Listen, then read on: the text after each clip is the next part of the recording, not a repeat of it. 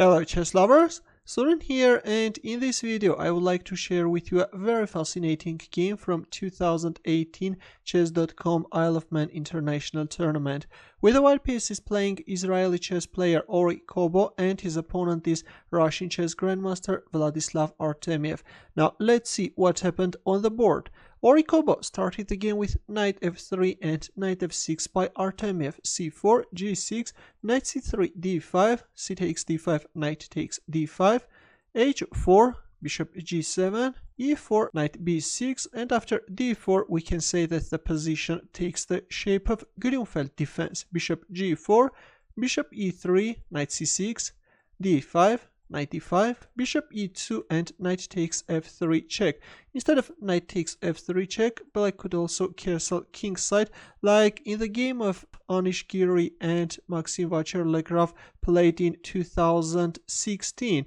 And after knight takes e5, bishop takes e2, knight takes f7, finally the game ended up in a draw. But in this game, after bishop e2, we see knight takes f3 check, g takes f3, bishop goes back on h5 square in order to prevent any possible advancement, but now comes a4. Kobo definitely loves to push forward his pawns. Black castled kingside and a5. White is driving away black knight and is gaining more space. Knight d7, now comes f4, but black knight is just in time, is coming to support the bishop on h5. f3, knight d8, e5.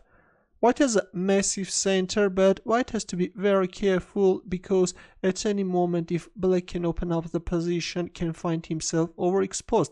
And there it goes, f6, black is starting to challenge white's center. Knight e4, f takes e5, and knight g5. The knight is eyeballing on e6 square in order to fork the queen and the rook. Queen d6, now comes knight e6, e takes f4, bishop c5, queen e5, bishop d4, queen takes d5, bishop takes g7. Queen takes e6 is virtually forced, and white bishop is also grabbing the rook on f8.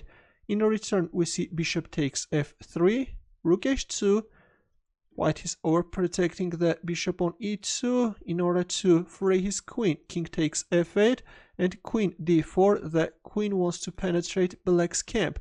Queen e4 was played, black doesn't mind and allows white to give that check. Queen h8 check, king f7, queen takes h7 check, but black knight is covering black king. h5, still white wants to create some problems for black, but here Artemiev first exchanged the light squared bishops and then announced the check from h1 square. King f2, queen h2 check.